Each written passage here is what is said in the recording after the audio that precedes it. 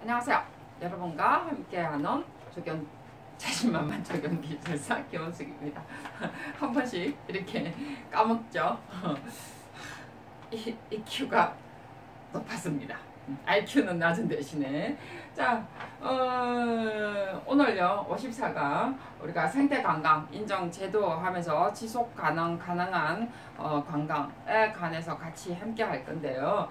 이게 생태관광 인정이라는 것이 자연환경보전법에서 사실은 나오는 거죠. 저때 앞에 우리가 한번 좀 뒤져보면요.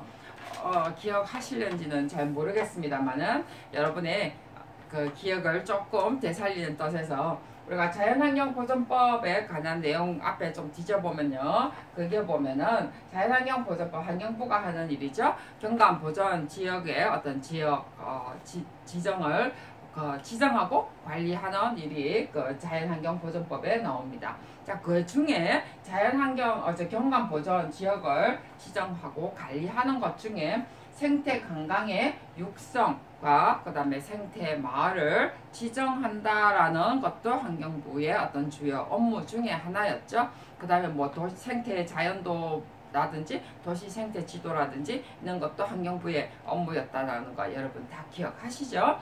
자, 그 다음에 우리가 그 중에 또 경관보존 지역 중에 우리가 지정하는 것 중에 또 이런 것도 하나 뭐 저때 설명은 안 했지만 그게 있었죠. 그죠? 우리가 경관 핵심 보전 구역하고 그 다음에 생태 경관 그 다음에 완충 보전 완충 구역하고 그 다음에 우리가 이런 것을 그 핵심 구역이라고도 하죠. 그 다음에 경관 완충 구역 그 다음에 전이 구역 이렇게 좀 간단하게 이야기하면 그렇게 이야기하죠. 책에 전부 다 나와 있습니다. 완벽 이렇게 내용 전체를 생태 경관 핵심 보전 구역까지 여러분이 아시고 난 다음에 그 다음에 핵심 보전 구역, 핵심 구역 이렇게 여러분들이 따로 이제 생각을 이거는 이제 EQ로 생각을 하셔야 되겠죠. 자, 이런 것이 우리가 자연보전 지역의 지정 관리에 관한 내용인데요. 자, 이거를 왜 하느냐 하면요. 오늘 이제 해야 되는 내용이 우리가 그 생태 관광 육성에 관한 이야기를 하려고 보니까 사실 이게 좀 필요하게 돼요. 그래서 왜 이제 생태 관광 내용 한번 내용 지금 우리가 자료에 찾아보시면요. 생태 관광과 인정 제도의 유형이라 가지고 나와 있죠. 지금 거기에 보면요. 생태 관광의 의미라고 나와 있습니다. 그래서 에코투어리즘이라고 나와 있죠. 에코투어리즘. 그죠? 에코, 생태라는 단어죠. 그래서 여기에 보면 국제생태관광협회라고 지금 나와 있고요. 그 다음에 광의적인 의미라는 단어도 나와 있습니다. 그죠? 그래서 뭐 이런 것은 의미 여러분이 한번 보시고요. 그 다음에 이제 우리가 들어가는 것이 생태관광의 인정제를 한다 해서 실제로 논란이 지금 많이 있습니다. 뭐 인정제를 지금 하지는 않는데 인정제를 하겠다 이래가지고 그 환경부에서 하겠다 이래가지고 사실은 많이 어떤 논란 아까처럼 있는데 뒤에 보면은 지속 가능한 관광과 생태 관광 의미를 지금 비교를 해놨거든요. 저때 그 강의 중에 우리가 디자인 진영에 관한 법 해서 기본 계획에 포함시키는 거 있었죠. 그죠? 그 다음에 또 하나가 우리가 건축법 안에 우리가 공공 공간의 디자인에 관한 법에 관한 것도 있었고 그래서 의미도 같고 내용도 같습니다. 그런데도 불구하고 법을 따로 만드는 거 그거 정말 웃기지 않느냐 이래서 실제 또 논란의 대상이 됐던 것처럼 실제로 이렇게 또 인정제가 딱 만들어지면 당연히 논란의 대상이 되게 돼 있죠. 그죠? 그렇지만 이렇게 만들겠다 했으면 만들겠죠? 아무래도 그래서 뭐 이런 것 정도 나중에 여러분이 만들어지면 시험에는 안 나오겠지만 만들기 전에는 꼭 나올 거고 그 다음에 또 이게 어떤 내용들인가 정도 또 아시고 그 다음에 지속가능 관광과 어떻게 또 다른가 정도 우리가 아시는 것도 굉장히 필요할 거라고 저는 생각을 해요. 그래서 실제 이제 우리가 생태관광 인정제라는 것이 보면요. 저도 보면은 되게 재밌는 게 실제로 목적이요. 지속 가능한 관광의 인식을 위해서라고 나와 있습니다. 그래서 뒤에 지속 가능한 도대체 관광이 뭔데, 그죠? 우리가 이렇게 인식을 위해서 또 다시 인정제를 만드느냐라는 어떤 개념이 있겠죠. 근데 이제 뭐 물론 환경부에서 조금 더 좀 이제 만들 필요가 있다라고 생각을 했기 때문에 있겠지만 여러분 생각은 어떨까요? 저는 인간이 아무래도 들어가게 되면 아무래도 파괴되는 거는 맞겠죠. 그리고 더 재밌는 것이 이렇게 그 생태 관광 인정제가 보면은 핵심 보존 구역은 아니지만 우리가 좀 원시 시대에 어떤 지역을 인간의 어떤 그 방해가 되지 않는 범위 내의 지역을 관광지로 하겠다, 생태 관광지로 만들겠다, 이런 내용들이 나오거든요. 그래서 이게 뭐야, 뭐 옐로우스톤처럼 근데 거기 결국은 휴식 연제도 결국은 또 만들잖아요, 그죠? 물론 이렇게 생태관 아주 좋은 자연의 조건을 세계에 이렇게 보여주는 건 좋은데 그 뒤에 나오는 어떤 폐해도 생각을 할 필요가 있지 않겠나, 저도 그래 생각을 합니다.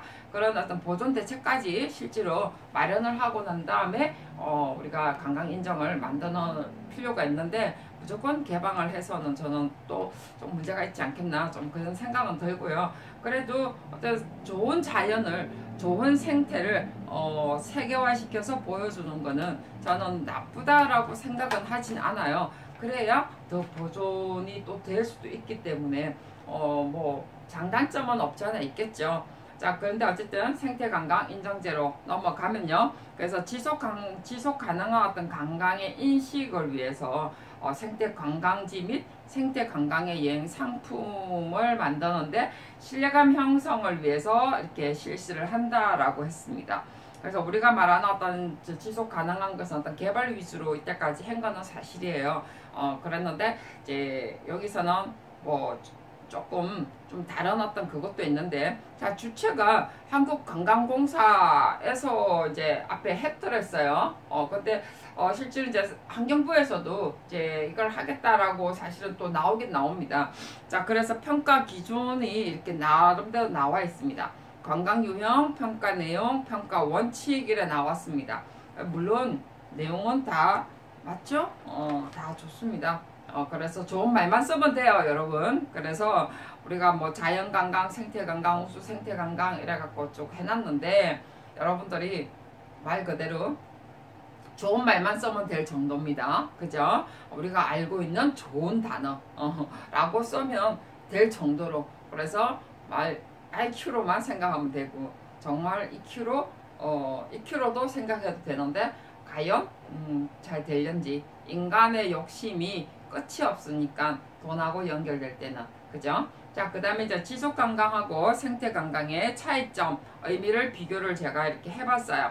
그래서 옛날부터 이런 관광을 많이 했거든요. 근데 개발에 어떤 우선이 돼서 문제지. 자, 그래서 우리가 유형이요, 자연관광이 있고요, 지속가능 관광이 있고요, 환경인식 관광이라는 것이 있습니다. 다 우리가 다 각각의 어떤 부서마다 사용했던 단어들이에요. 그래서 자연관광 내추럴 베이스드라 가지고 자연이 가장 기본이 돼 있고, 지속관광은 서브스테이너블 해가지고 앞으로 이제 지금 후보조, 선보조, 그죠? 미래를 위해서 앞에 우리가 남겨둔다라는 개념이고요. 환경인식 관광이라는 것은 environmentally aware 이래가지고 실제로 이제 체험적인 관광의 개념인데요. 자, 일반적인 의미 이래가지고 자연관광, 우리가 알고 있는 어떤 natural based는 녹색관광, 생태관광이란 단어를 많이 씁니다. 그 다음에 지속관광, 다 같은 말이죠. 생태적 지속관광이다. 그 다음에 환경인식관광, 생태관광 이래가지고 다 사실은 유사한 단어입니다. 근데 환경인식관광은요, 조금 더 범위가 넓어요. 말 그대로 보고 우리가 정말 체험하면서 느껴지는 어떤 인식에 관한 관광의 개념이죠. 자, 근데 어쨌든 특징하면서 쭉 한번 보고요. 그 다음에 환경 이슈 해가지고 쭉쭉쭉쭉 보시고요. 왜냐면 다 읽으면 재미가 없잖아요. 자, 그 다음에 법률에 언급된 것도 한번 볼까요? 자연 관광, 정말해서 내추럴 베이스 돼가지고 녹색 관광이다, 생태 관광이다 하는 것은요, 관광진흥법에서도 했고요. 국토계획 및 이용법에서도 했습니다. 우리 또 국토계획이잖아요. 그죠? 그 다음에 연안관리법에서도요, 이렇게 이야기를 했어요. 지속관광 가능함, 관광도 그런 말 했고요. 그 다음에 환경인식 하면서 하는 것이 지금 우리가 뭐 이야기하나요? 자연환경보존법, 그죠? 자연환경보존, 환경부에서 이야기하는 거죠. 그 다음에 해양생태계 보존 및 관리법에 관해서도 이렇게 합니다. 그 다음에 또 이제 한 발 더 나가서 저탄소 녹색 성장법에서도 이야기하고요. 섭지 보존법 하면서 우리가 하고 있죠. 그 다음 뭐 갯벌 체험이라든지 이런 것도 전부 다 어찌 보면은 환경인식 관광이죠. 그 다음에 임원 및 산촌진흥촉진법에서도 이런 단어를 전부 다 언급을 합니다. 자, 그러면 우리가 실제로 이런 관광에 관한 내용을 많이 언급을 하고 있습니다만은 과연 실제로 우리가 관광인정제까지 지금 해서 인정을 받아야 될 인정은 과연 무엇일까?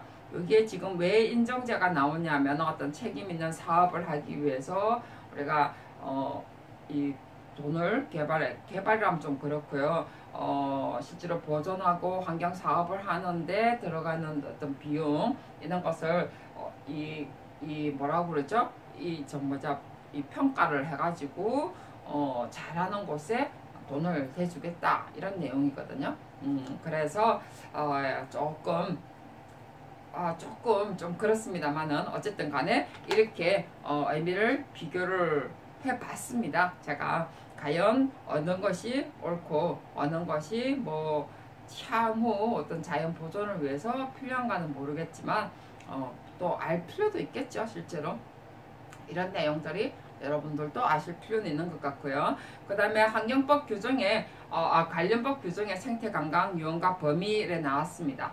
그래서 지금 이제 같은 지속관광, 생태관광 의미 비교했고요. 그 다음에 관련법 규정에 따라서 생태관광 유형과 범위를 해놨는데요. 쭉 나와 있죠. 자연환경보존법에서, 그 다음에 녹색성장법에서, 관광진흥법에서, 그리고 주체 쭉 나와 있습니다. 그죠? 환경부, 자연환경보존법에서 환경부 이야기했고요. 녹색성장법은 당연히 우리가 중앙정부, 그 다음에 관광진흥법에서 지방자치단체 하면서 나와 있습니다. 그래서 생태관광인정제 우리가 관광진흥법에서도 하지만 환경부에서도 이런 이야기가 나오고 있고, 그 다음에 대상 자원과 지역 하면서 쭉 나와 있죠.